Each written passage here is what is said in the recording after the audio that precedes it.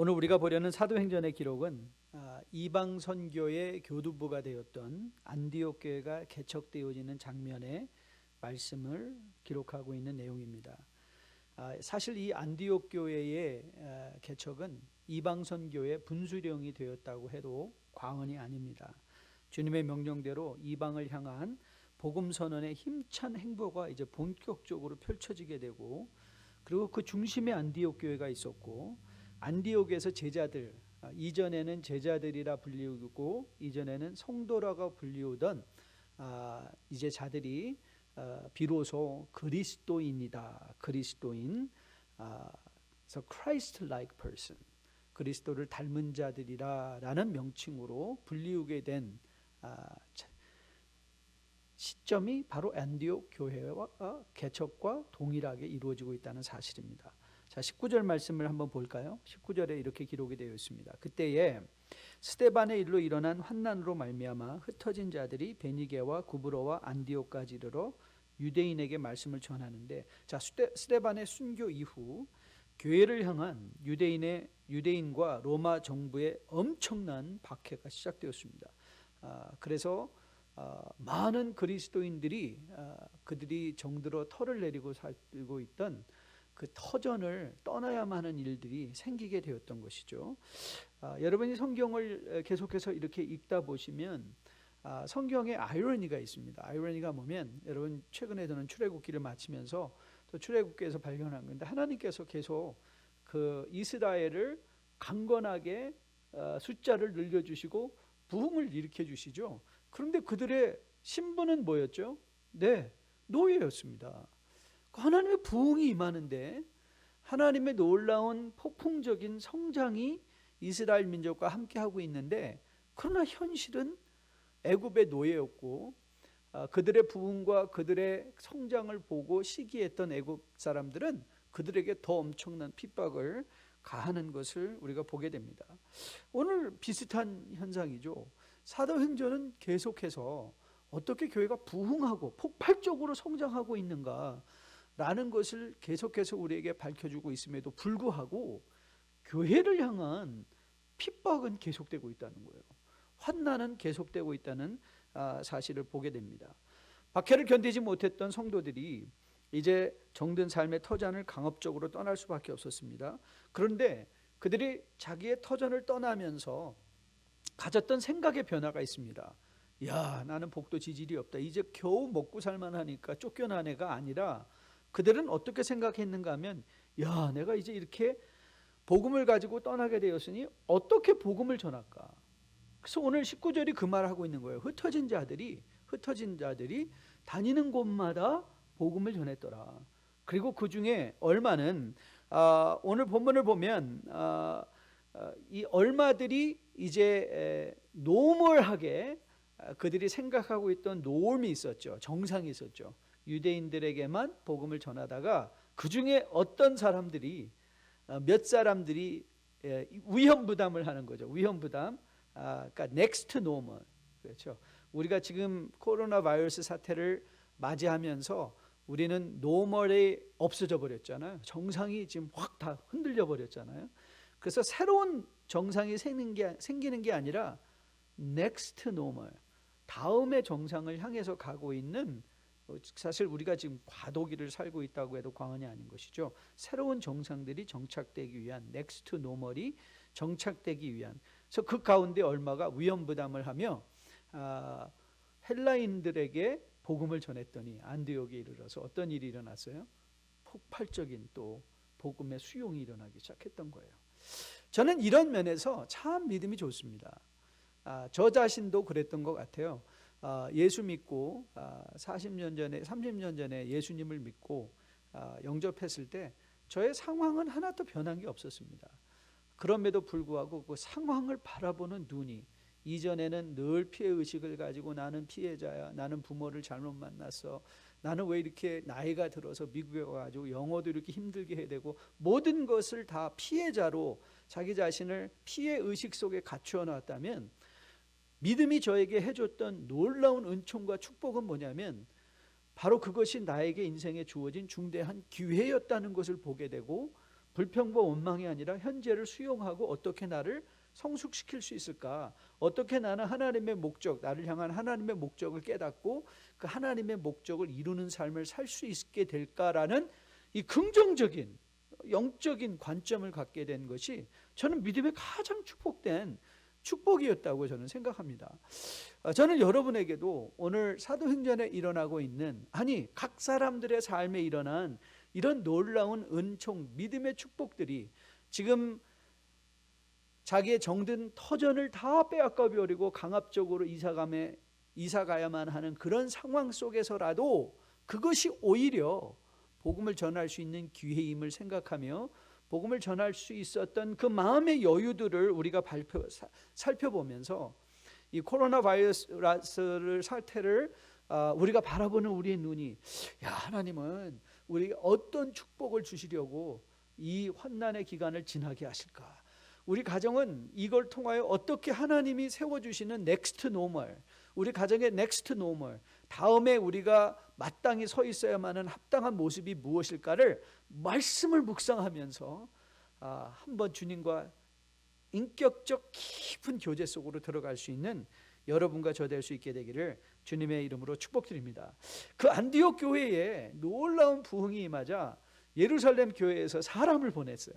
사람을 보내서 도대체 어떤 일이 어떻게 일어나고 있는가를 확인하려고 했는데, 그때 보냄을 받은 사람이 누구다?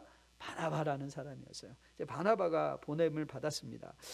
확인차 보낸 것인지 아니면 개척되는 교회를 도우려는 의지가 있어서 보낸 것인지는 우리가 잘 파악이 안 되지만, 우리가 결론적으로 볼 수 있는 것은 안디옥 교회를 방문했던 바나바는 startled with joy, surprised with joy, 하나님이 일하심을 보고 너무 기뻐해서, 그렇죠? 그들을 권하여 자기 자신 또한 거기서 머무르며 이제 안디옥 교회의 담임 목회자 역할을 감당했던 것을 우리가 보게 됩니다. 그러면서 바나바가 안디옥 교회를 교훈한 내용이 무엇인가 하면 굉장히 중요한데요. 이렇게 교훈을 했어요. 마음을 굳게 하여 주와 함께 머무르라. 그러니까 저는 이 바나바가 안디옥 교회에 했던 이 권면을 보면서, 야, 신앙생활을 복잡하게 할 필요가 없구나. 신앙생활은 굉장히 단순하다. 그러니까 신앙생활에 두 가지 목표를 대십시오 하면, 첫째는 마음을 굳게 하는 것이에요. 마음을 굳게 하는 것. 그리고 두 번째는 주와 함께 하는 것. 사실 우리 신앙의 목표, 우리가 왜 말씀을 묵상해야 됩니까? 우리가 왜 기도하죠? 우리가 왜 찬양합니까? 왜 우리가 매일 말씀을 봉독하고 읽어야만 합니까? 그 이유는요, 우리의 마음이 하나님에 향하여 firm foundation, 흔들리지 않는 unshakable faith, 마음이 굳어져 하나님 앞에 흔들리지 않는, 세상에 흔들리지 않는 그런 믿음을 갖게 하기 위한 거예요. 그리고 이건 어떻게 연결되는가? 어떻게 우리의 마음이 굳세어져서 흔들리지 않는 신앙을 할 수 있는가? 주님의 임재 가운데 항상 머무는 것, 그렇죠? 주님의 임재 가운데 머무는 것. 이런 걸 보면 신앙생활의 목표가 보다 뚜렷하게, 그렇죠? 신앙생활은 무슨 교회를 키우거나 무슨 물질로 풍요해지거나 이런 것 이전에, 그런 모든 것은 부수적일 수 있지만 근본적인 믿음의 내용은 우리의 마음이 굳건해지는 거죠. 견고해지는 거죠. 그리고 주와 견고해지면 질수록 어떤 일이 일어난다고요? 주님과 함께하는 주님의 임재 의식이 바로 바나바가 했던 일이었습니다. 그런데 왜 어떻게 바나바는 그들의 마음을 굳건하게 하고 주님과 함께하는 일을 도울 수 있었을까? 자, 이제 24절 말씀인데요, 바나바를 설명하고 있는 말씀을 우리가 보려고 해요. 바나바를 뭐라고 설명했죠? 자, 24절 같이 한번 읽어볼게요. 바나바는 착한 사람이요 성령과 믿음이 충만한 사람이라 이에 큰 무리가 죽게 더하여지더라. 사실 바나바는요, 우리가 전반부에만 2차 전도, 바울의 이제 2차 전도 여행까지만 등장하는 인물이지만 초대교회에서는 매우 중요한, 또 사도행전에서는 매우 중요한 사람인 것 같아요. 왜냐하면 바나바가 그의 사람됨을 설명되어짐에 있어 두 번이나 그가 소개되고 있다는 사실을 우리는 사도행전을 통해서 보게 되죠. 사도행전 여러분 이미 보신 대로 사도행전 4장에서 우리는 이 사실을 확인했어요. 사도행전 4장 36절 37절 말씀인데요. 자, 여러분 눈으로 화면을 따라 확인해 보시면 좋겠는데요. 구브로에서 난 레위족 사람이 있으니 이름은 요셉이라 사도들이 일컬어 바나바라 번역하면 위로의 아들이라 하니 그가 밭이 있음에 팔아 그 값을 가지고 사도들의 발 앞에 두었던 사람. 그렇죠. 우리가 만났던 사도행전 4장에서의 바나바의 모습이었어요. 그래서 오늘 저는요, 이 오늘 본문은요, 늘 말씀드린 것처럼 there are many teachings, many perspectives. 그러니까 여러 가지 관점에서 볼 수 있는 많은 실제적인 교훈들이 많이 있는데 오늘 저는 이 한정된 주일의 짧은 말씀 강론 시간에 오늘 바나바에 집중해 보려고 해요. 바나바에 집중해서 우리가 그 바나바를 이제 거울 삼아서 우리의 가정을 내 자신을 비추어 보는 가운데 오늘 바나바가 이웃들을 견고하게 하고 마음을 견고하게 하고 주님과 함께 있었던 것을 권면할 수 있었던 그 자리에도 우리가 함께 바나바와 설 수 있게 되기를, 그런 아버지가 되고 그런 어머니가 되고 우리 남편의 마음을 견고하게 하고 주와 함께 있기를 격려할 수 있는 우리 자녀들을 마음을 믿음으로 견고하게 하고 주님과 함께 있기에, 또한 더불어 우리 모두 주변에 나를 아는 사람들이 우리를 통하여 마음이 견고해지고 믿음으로 견고해지고 주님과 함께하는 임재의 의식으로 충만해지는 그런 일에 쓰임받을 수 있는 여러분과 저 되기를 주님의 이름으로 축복드립니다. 가장 먼저 우리가 발견한 바나바의 모습은요, 착한 사람이다라는 거 있었어요. 착한 사람. 그래서 성경은 이 착하다는 설명을 a good man이라고 적고 있어요. good man. 근데 사실 이 단어가 헬라어로는 아가토스라는 단어로 되어 있는데요. 이 말의 그 근본적인 의미는 뭐냐면 어떤 면에서 good, 좋은 거냐 할 때 intrinsically good. 그러니까 본성적으로 그냥 좋은 거예요. 본성적으로 좋은 것이었고, 그리고 good in nature. 그러니까 성품이 좋다. 랄 때 사용되는 언어였어요. 그래서 사실 우리가 바나바는 좋은 사람이요 라고 말하지 않고 한국말 성경이 바나바는 착한 사람이다 라고 할 때 우리는 영어는 좋은 사람이다 라고 할 때 물론 kind라는 단어가 있긴 하지만 그래도 good man의 착함이 이렇게 포함되어 있잖아요. 그런데 한국말은 그걸 굳이 구별해서 착하다라는 언어를 사용해서 바나바를 설명하고 있어요. 그런데 착한 것만 아니라 또 뭐라고 나와 있죠? 성령과 믿음이 충만했다 그랬어요. 그러니까 이거는 이렇게 이해하시면 돼요. 성령이 충만했고 그리고 또 믿음도 충만했고, 그러니까 성령과 믿음이 충만했다. 그런데 이 바나바는 착하다, 이 헬라어 말의 그 구성을 보면 그러니까 착한 사람이었다 and 이 카이라는 접속사가 사용돼요. 착하고 그리고 또 성령이 충만하고 그리고 또 믿음이 충만했다. 이 단어는요, 이 and라는 단어는 이제 동격인 단어예요. 동격. 그러니까 다시 말하면 착한 것은 무슨 뜻이에요? 그러니까 착한데 성령이 충만한 것, 그리고 성령이 충만한 건 또 뭐예요? 믿음이 충만한 거예요. 그러니까 이것은 뗄래야 뗄 수가 없는 하나의 설명이라는 거예요. 착하다는 것이 성령이 충만하다는 것이고, 그러니까 성령이 충만하다는 것이 믿음이 충만한 것이고, 믿음이 충만하면 어떻게 할 수밖에 없어요? 착할 수밖에 없어요. 간혹가다 우리가 이런 표현 사용하잖아요. 저 사람 참 믿음은 좋은 것 같은데 참 성품이 거칠어, 그런 사람이 있어요. 여러분 이거는요 사실은 사실 불가능한 말이에요. 현실 불가능 말. 믿음이 우리 가운데 제대로 들어오면, 우리의 믿음이 우리 안에서 제대로 작동을 하면, 성령이 우리 안에 충만하면, 여러분 성령의 열매가 뭐죠? kind. 그 다음에 온유한 것, 젠틀한 거예요. 그러니까 우리가 이웃들에게 착한 모습으로 다가서지 않을 수가 없어요. 성령이 내게 임하면 우리의 인격이 어떻게 돼요? 본성적으로 변하게 된다는 거죠. 그래서 착하다, 성령이 충만하다, 믿음이 좋다는 별개 세 개의 특징일 수가 없어요.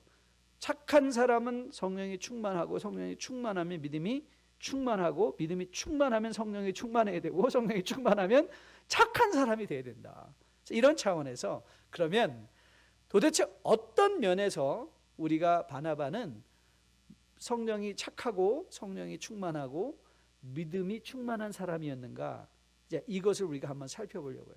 어떻게 살펴볼까 하면 구체적으로 소개되어진 바나바의 모습을 통해서 보려고 해요. 자, 가장 먼저 여러분에게 이미 사도행전 4장에서 바나바가 어떻게 소개되었는가를 여러분들과 함께 나눴어요. 그 어떻게 소개되었죠? 네, 자기의 밭을 팔아 사도들의 발 앞에 내어놓았다, 이 말을 하고 있어요. 근데 여러분 잘 보세요.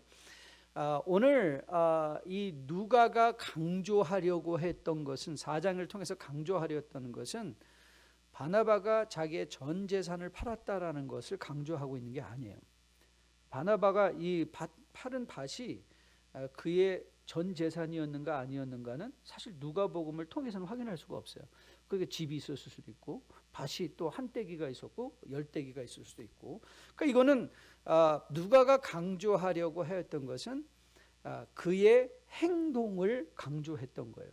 그러니까 요즘 이 칭찬을, 제가 최근에 이 칭찬과 관련된 강의를 하나 들었는데, 아주대 심리학과 교수 김경일이라는 교수님이 계시는데요. 굉장히 괜찮으신 분입니다. 유튜브를 통해서 아주대 심리학과 김경일 치면 한국인의 본성을 이해하는 차원의 좋은 강의들이 굉장히 많습니다. 시간 나실 때 한번 들어보시면 좋은데요. 이 김경일 교수가 좋은 칭찬이 뭐냐라고 하면서 좋은 칭찬의 특징을 설명하면서 가장 먼저 뭘 말하는가 하면, 좋은 칭찬은 결과를 칭찬하는 것이 아니라 노력을 칭찬하는 거다, 이렇게 얘기하더라고요. 그러니까 예를 들면 결과, 너 1등 했으니까, 그런데 그러면 또 다른 1등을 해야 되잖아요. 그러니까 너는 1등을 하기 위해서 참 노력하는 모습이 너무 좋았어. 너의 노력이 좋은 열매를 맺은 거야. 그래서 노력을 칭찬하라는 거예요. 그러니까 하나님은요, 우리를 칭찬하실 때 우리가 한 행위, 너는 헌금을 많이 했구나, 이거를 칭찬하시는 것이 아니라, 헌금이 얼마나 많냐를 칭찬하는 것이 아니라, 헌금을 많이 낸 것을 칭찬받으려면 당연히 그때 바리새인들이, 그렇죠, 쩔렁쩔렁 소리내며 헌금했던 부자들이 칭찬을 받았겠지만, 하나님은 누구를 칭찬하셨어요?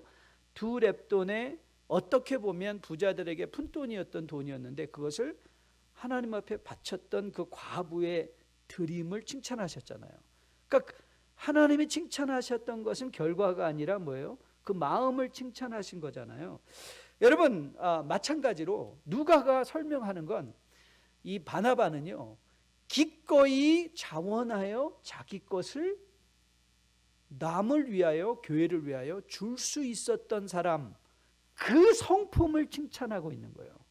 다시 말하면 착한 사람의 특징 첫 번째, 넘버 1, 착한 사람은요, 희생할 줄 아는 사람이에요. 착한 사람은 희생할 줄 아는 사람이에요. 여러분 보세요. 안디옥 교회에 누구를 보낼까라고 말했을 때, 이 초대교회가 제일 먼저 떠올렸던 사람이 누구였어요? 바나바였어요. 바나바. 여러분 생각해 보십시오. 예루살렘은 그 당시에 믿음의 센터였어요. 그렇죠? 그러니까 that's a happening place. As far as church is concerned, happening place예요. 그런데 안디옥은요, 불확실한 place예요. 그렇죠? 불확실한, uncertain. 이곳 이방의 이 도시인데, 근데 바나바를 보냈을 때 바나바가 I don't want to go. 거기까지 안 가겠습니다, 그런 말이 등장하지 않아요. 바나바는 기꺼이 교회의 부르심에 순종해요. 여러분, 순종은요, 희생이 없이는 불가능하죠. 순종은 희생이 없이는 불가능하죠. 그러니까 착한 사람은 순종하는 사람인데요, 순종하는 사람은 기꺼이 자기 것을 내려놓을 줄 아는 희생하는 사람이에요. 여러분, 예수 그리스도를 생각해 보세요. 예수 그리스도는 우리 모든 착함의 대표격이에요. 대표격, 우리가 닮아야 되는 착함의 성품을 소용하지 않으셨습니까? 여러분, 예수님 하면 우리가 딱 떠오르는 게 뭐예요? 십자가의 희생, 십자가의 희생, 십자가의 그 사랑. 오늘 우리가 찬양을 통해서 확인받은 것처럼 십자가의 그 사랑, 그 사랑인 거예요. 여러분, 오늘 보면 예루살렘 교회가 이 바나바가 충분히 이렇게 순종하고 안디옥 교회의 덕이 될 것이라는 것을 알고 있던 사람, 인정받은 사람이었어요. 착함으로 인정받은 사람. 그리고 더불어 우리는 그의 이름의 의미가 위로의 아들이라라는 말을 통해서 그가 위로자였던 것을 알고 있어요. 여러분, 누군가가 우리를 통하여 위로를 받는다는 것은 바로 우리가 그 사람을 위하여 어떤 수고를 감당했다는 거예요. 그러니까 수고 없는 위로는 불가능해요. 그러니까 누군가를 위로했다라고 하면, 내가 누군가에게 위로받았다라는 것은 그 상대방이 나를 위하여 무언가 수고를 한 거예요. 희생을 한 거예요. 그 희생이 우리를 감동시키고 그 희생이 우리를 세우고 회복시키는 힘인 것이죠. 그렇기에 저는 오늘 여러분과 저가 바나바를 만나며 이 교훈, 바나바가 착한 사람이었구나, 그 사람이 성령 충만한 사람이구나, 그 사람이 믿음이 충만한 사람이었구나, 그 사람은 희생적인 사람이었구나, 이 교훈을 여러분이 놓치지 않게 되기를 주님의 이름으로 축복드립니다. 착한 사람은 희생하는 사람입니다. 두 번째 착한 사람의 특징이 또 하나 있습니다. 착한 사람의 특징은요, 독불장군이 아니라 함께하는 사람이 착한 사람입니다. 착한 사람은 함께하는 사람입니다. 자, 오늘 본문 25절 26절 말씀이죠.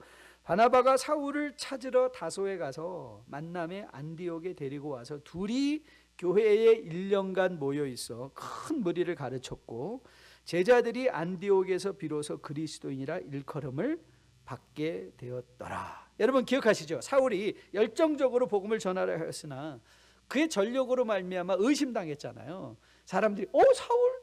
저 사람은 우리 믿을 수 없어. 저 사람 우리를 잡으려던 사람이었잖아. 그런데 여러분, 그 사울을 변명해 줬던 사람이 누군지 아세요? 바나바였습니다. 그래서 사도행전 9장에 가면 사도행전 9장 26절 27절 여러분 눈으로 화면에 등장하는 구절을 확인해 보시면 이렇게 설명이 되어 있어요. 사울이 예루살렘에 가서 제자들을 사귀고자 하나 다 두려워하여 그가 제자됨을 믿지 아니하니 바나바가 데리고 사도들에게 가서 그가 길에서 어떻게 주를 보았는지와 주께서 그에게 말씀하신 일과 다메섹에서 그가 어떻게 예수의 이름으로 담대히 말하였는지 뭐했다? 전했다. 예루살렘에 사울을 소개한 사람이 누구였어요? 바나바였어요. 바나바. 어떻게든지 바울로 하여금 공동체에 함께 속하여 함께 하나님의 나라의 일을 동역하게. 자, 이런 바나바를 보았기에 여러분, 이 바울의 특징이 뭐라고 그랬죠? 각 편지마다 바울은 그가 함께 했던 사람들을 언급하는 것을 잊지 않아요.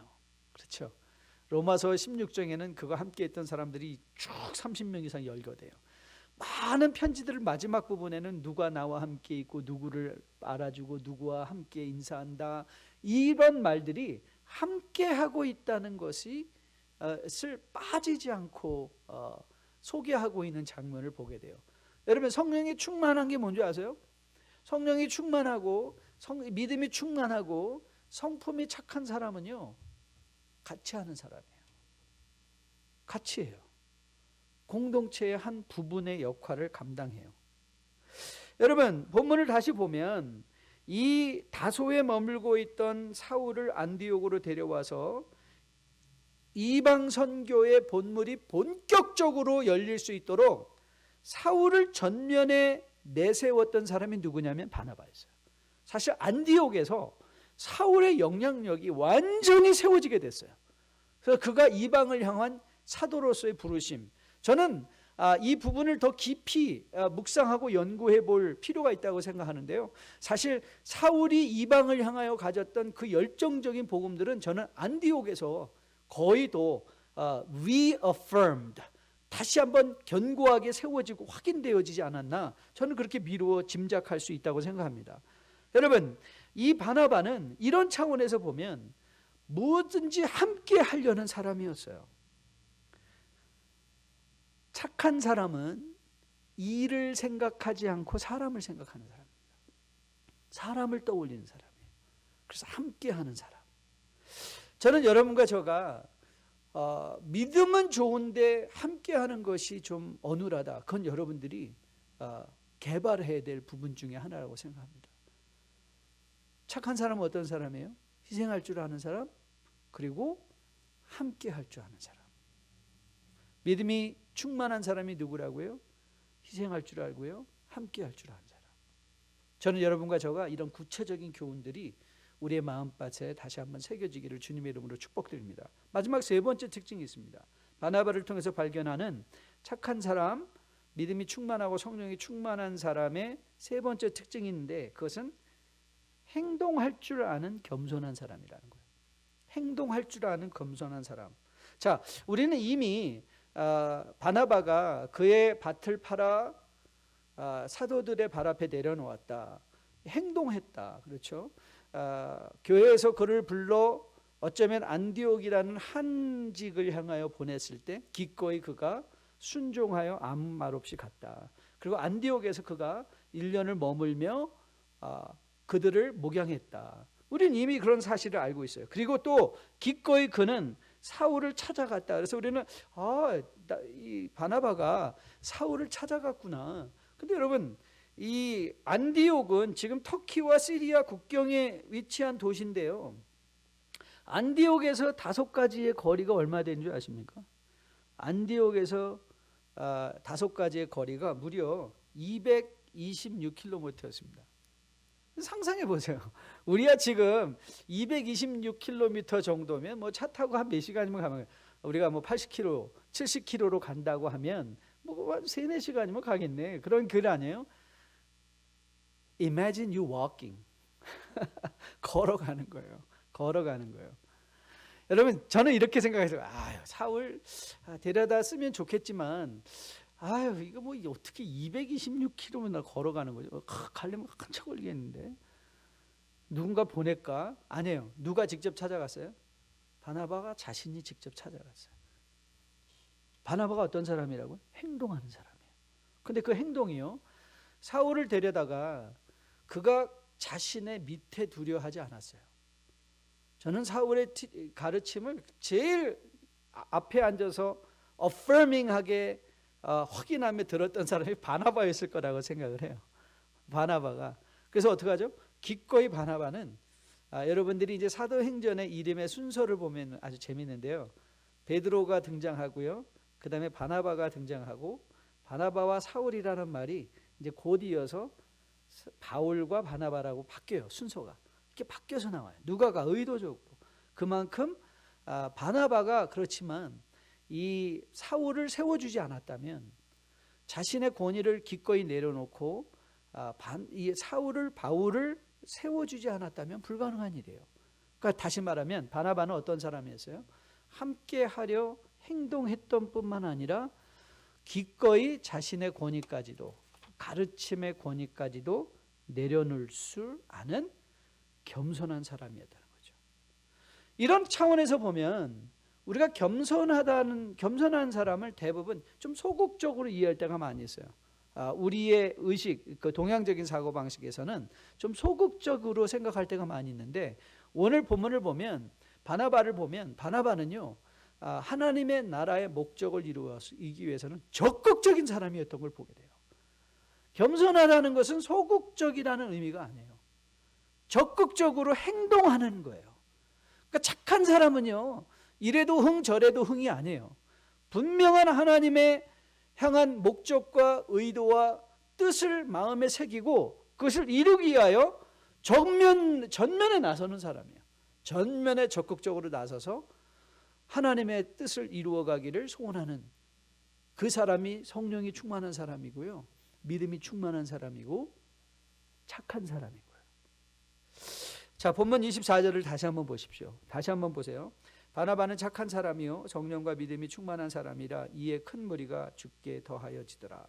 근데 사실 이 원문이 한국말은 그 의미가 조금 번역되는 과정에서 조금 상쇄가 됐다고 생각하는데, 이 본문은요 원인과 결과를 나타내는 허티라는 아주 강력한 접속사로 사용되고 있어요. 헬라어 원문을 보면 굳이 이 접속사를 번역에 함께 포함해서 24절을 다시 읽는다면 이런 의미예요. 바나바는 착한 사람이요 성령과 믿음이 충만한 사람이었기 때문에, 이렇게 하면 돼요. 이해라는 말보다 때문에 어떤 일이 일어났다? 큰 무리가 죽게 더해졌다. 큰 무리가 더해졌다. 그러니까 여러분, 이 바나바의 착함과 성령 충만함과 믿음이 실제적으로 많은 사람에게 영향을 미쳐 교회의 부흥의 역사가 일어났다는 것이죠. 그리고 그 안에서 그리스도인들이라는 호칭을 비로소 그들이 받게 됐다는 것이죠. 그러고 보면 사실 우리가 교회를 어떻게 부흥시킬까? 어떻게 우리가 믿음으로 많은 사람에게 영향을 미칠까?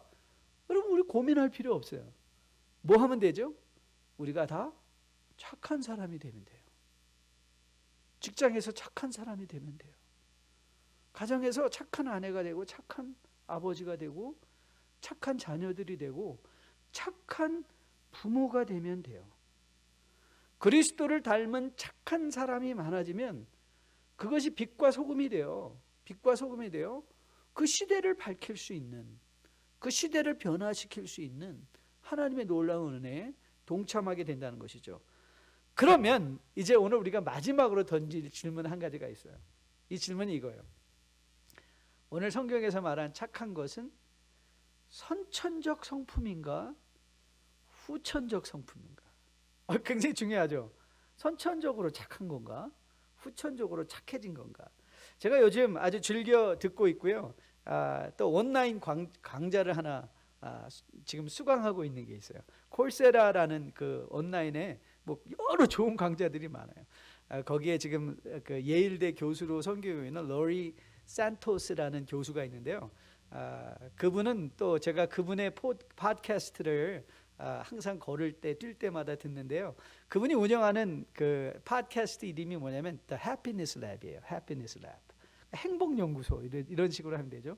그러니까 이 러리 산토스라는 사람은 인간이 어떻게 행복한가, 행복을 느끼는가, 행복을 누리는가를 연구하는 심리학자인 것을 보게 돼요. 이 사람은 종교적인 사람 아니에요. 거기는 뭐 기독교적인 것도 아니고, 근데 제가 그분의 그 팟캐스트를 계속 들으면서 그분은 심리학적인 차원에서 당신이 어떻게 행복할 수 있는가를 계속 말하는데, 근데 그 결론은 굉장히 기독교적이에요. 이게 이거 성경 말을 그냥 다른 말로 표현한 것 같으네. 그러니까 예를 들면 이런 거예요.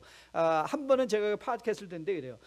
당신이 행복한 삶을 살기를 원한다면 거기서 뭐냐면 griping이라는 단어를 가지고 griping 한다라는 말은 불평한다, 원망한다, 아니면 좀 크리티컬하다 이런 뜻에 있는데, 과연 griping을 함으로 말미암아 우리 심리적으로 우리의 마음속에 있는 frustration, 갈등을 해소할 수 있는가? 그러니까 불평하고 원망함으로 입으로 내놈으로 말미암아 우리의 마음이 좀 평화를 얻을 수 있는가? 그러면서 결론은 뭐냐면 아니라는 거예요. 그러면서 결론을 뭐라고 해놓냐면 이렇게 결론했어요. Practice gratitude. 감사를 실천해보라 그랬어요. 그러니까 매일 자기 전에 아침에 일어나서 어제 일어났던 감사 일을 하고 감사를 떠올리고 하루를 시작해보라. 그럼 너희 인생이 훨씬 더 행복할 거다. 행복할 거다. 그렇게 얘기됐어요. 여러분, 이 성경하고 그냥 맞는 말 아니에요? 이 심리학자들도 결국 결론을 보면 인간은 어떤 존재인가에 성경적 창조하시는 하나님의 결론으로 밖에 올 수가 없는 것 같아요. 제가 지난 그 에피소드에서 또 뭘 들었는가 하면, 행복한 사람은 누구냐라는 질문에 산토스 교수는 뭐라고 대답하냐면 희생하는 사람이 더 행복한 삶을 산다는 거예요. 그래서 그 사람이 어떻게 그거 how do you know? 희생하는 사람이 어떻게 더 행복한 삶을 사냐. 그래서 이분이 아주 기발한, 이 심리학자들은 이거 자기가 주장하는 그 명제를 반드시 실험을 통해서 확증해야 되잖아요. 이 하여튼 기발한 시험을 하나 했는데요. 그가 이 미국에서 신장을 기증한 사람들의 리스트를 찾아서 그 사람들을 인터뷰한 거예요. 그 다음 인터뷰를 하면서 발견한 게 뭐냐면, 신장을 기증한 사람들이 거의 대부분 자기 장기를 자원해서 기증한 사람들, 여러분 보세요. 내 장기를, 신장이 2개 있는데 하나를 떼어서 남을 준다는 건 굉장한 자기의 개인적인 리스크를 하는 거 아니에요? 희생적인 거 아닙니까? 그런데 그분이 만났던 거의 대부분의 신장 기증자들이 친절하고 인내하고 그리고 매우 행복한 삶을 살았다는 거예요. 거의 행복한 삶을 살았대요. 그리고 그분들이 대부분 그렇게, 필요하면 저는 간까지도 부분 기증할 의향이 있다고 얘기를 했다는 거예요. 이게 너무 아니 어떻게 사람이 이럴 수 있나? 그리고 이렇게 희생한 사람들이 어떻게 이렇게 행복한가? 그러면서 그가 내린 결론이 뭐냐면, 우리가 희생하면 행복하다. 여러분 성경을 보세요. 성경이 우리에게 희생하는, 십자가의 희생을 살아라, 십자가의 삶을 살아라 한 이유가, 우리는 항상 그걸 의무로 생각하잖아요. 의무로 생각하니까 너무 힘들잖아요. 그렇죠? 의무로 생각하니까. 그런데 하나님이 우리에게, 아내에게, 남편에게 희생하고 복종하라 라고 말한 이유가 뭔지 아세요? 희생하고 복종하면 행복해진다니까요. 심리학자들이 그렇게 결론을 냈어요. 근데 우리는 심리학까지 안 가도 돼요. 성경에서 얘기하잖아요. 그러면서 그분이 이런 결과를 내줬어요. 무슨 결과냐면, 신장을 기증했던 대부분의 사람들이 어느 날 갑자기 신장을 기증한 게 아니라는 거예요. 그 사람들은 작은 일들에 희생하는 것을 배우다가 차츰차츰 그것에 대한 기쁨과 행복을 깨달아서 어느 순간에는 자기가 알지도 못하는 사람을 위하여 신장을 기증할 수 있는 데까지 간 사람들이라고 그렇게 소개를 했어요. 저는 이 착함이 선천적이냐 후천적이냐, 저는 확실하게 후천적이라고 믿습니다. 성경은요, 이미 우리가 죄인으로부터 출발한다는 것을 밝혀주고 있어요. 우리는 이미 죄인으로부터, 우리는 이기적이에요. 우리는 남을 위해서 희생하고 싶지 않아요. 우리는 가능하면 함께 하고 싶지 않아요. 우리는 남이 행동하는 걸 좋아하지, 그리고 우리는 내 자신을 내세우는 걸 좋아하는 거지, 겸손한 거는 별로 싫어하는 사람이에요. 하지만 우리 안에 임한 새로운 생명, 그리스도를 통하여 우리에게 주어진 생명은 우리의 본성을 거스르고, 그리고 우리는 거창한 일을 생각할 필요가 없어요. 우리의 매일의 삶 속에서 작은 희생, 그렇죠? 여러분 지금 코로나 바이러스 때문에 제가 그 CPR이라는 뉴스를 통해서 아리글을 하나 읽었는데, 지금 심각한 문제가 지금 코로나 디보스라고 얘기를 해요. 일본에 지금 그런 현상이 굉장히 심화됐다고 하는데 미국도 예외가 아니라는 거예요. 부부들이 함께 모여 있으니까, 부모 자식이 모여 있으니까 부모 자식 간에 여러 가지 관계의 불협화음들이 급기야는 이혼까지 이르게 하는 일들이 지금 비일비재. 그래서 뜻밖의 디보스 로이어들이 뜻밖의 호황을 누리고 있다고 해요. 지금 뜻밖의 호황을 누리고 있다고 합니다. 여러분 한번 상상해 보세요. 매일의 삶의 현실 속에서 그리스도로부터 부여받은 그 희생적 사랑에 감사해서 우리가 매일의 삶의 아주 작은 부분의 희생을, 아내가 남편에게, 남편이 아내에게, 부모가 자식에게, 자식이 부모에게, 이 작은 act of sacrifice, 우리가 그걸 희생하면서 출발했을 때 과연 그 가정에 행복이 임하겠습니까? 임하지 않겠습니까? 그 교회에 행복이 임하겠습니까? 임하지 않겠습니까? 그 지역에 행복이 임하겠습니까? 임하지 않겠습니까? 이건 너무 obvious한 answer가 되겠죠. 저는 다시 한번 기도합니다. 오늘 우리가 바나바를 만나보았습니다. 바나바가 성령이 충만하고 믿음이 충만했으며 착한 사람이었다는 것. 그는 곧 그리스도를 본받아 희생할 줄 알았고 함께 할 줄 알았고 행동하는 겸손함으로 그리스도와 동행한 사람이었다는 것을 보게 되었습니다. 여러분, 우리가 착하다, 믿음이 성령이 충만하다, 믿음이 충만하다, 이런 것들은 적용하기가 쉽지 않죠. 그렇죠? 그래, 나도 착하고 싶어. What does that mean? 그렇죠? 나도 성령에 충만하고 싶어. 그게 우리가 이 구호로는 좋은데 매일의 삶으로 가져오려면 그게 좀 형이상학적인 개념이니까 쉽지 않죠. 그런데 이렇게 생각하면 쉽죠. 희생, 함께, 행동하는 겸손. 이건 우리가 충분히 실천할 만하잖아요. 매일의 삶 속에서. 전 여러분과 저가 우리 바나바가 보여줬던 그 착함, 성령 충만, 믿음 충만을 우리의 삶 속에서 희생과 함께함과 행동하는 겸손으로 시도해 봄으로 말미암아 하나님이 우리에게 주시는 기쁨, 행복 놓치지 않고 이 시기에 속에서도 행복함으로 여러분과 저의 삶을 살아낼 수 있게 되기를. 그래서 많은 사람들이 야, 저래서 믿는구나 라는 그 고백을 얻어낼 수 있는 우리 모두 되기를 주님의 이름으로 축복드립니다. 우리 다 함께 일어나서 마지막 찬양하려고 하는데요. 당신의 그 섬김이 천국에서 해같이 빛나리. 당신의 그 겸손이 천국에서 해같이 빛나리. 우리는 겸손하려고 하면, 섬기려고 하면 나 손해보는 거 아니야? 그 마음에 두려움이 들 때가 많이 있어요. 근데 여러분, 그런 일을 감당하면 우리가 행복해지고 그뿐만 아니라 하나님이 우리를 기억해 주시고, 그렇죠? 우리는 하나님의 자녀로 거듭나 세워줄 수 있다고 오늘 바나바는 우리에게 선언하고 있어요. 오늘 이 찬양이 우리의 기도가 되어서 더욱더 우리의 매일의 삶 가운데 희생을 두려워하지 않고 함께 하기를 두려워하지 아니하며 행동하는 겸손함으로 정말 우리의 섬김이 해같이 빛나는 그런 놀라운 메시지를 전할 수 있는 우리 되기를 소원합니다.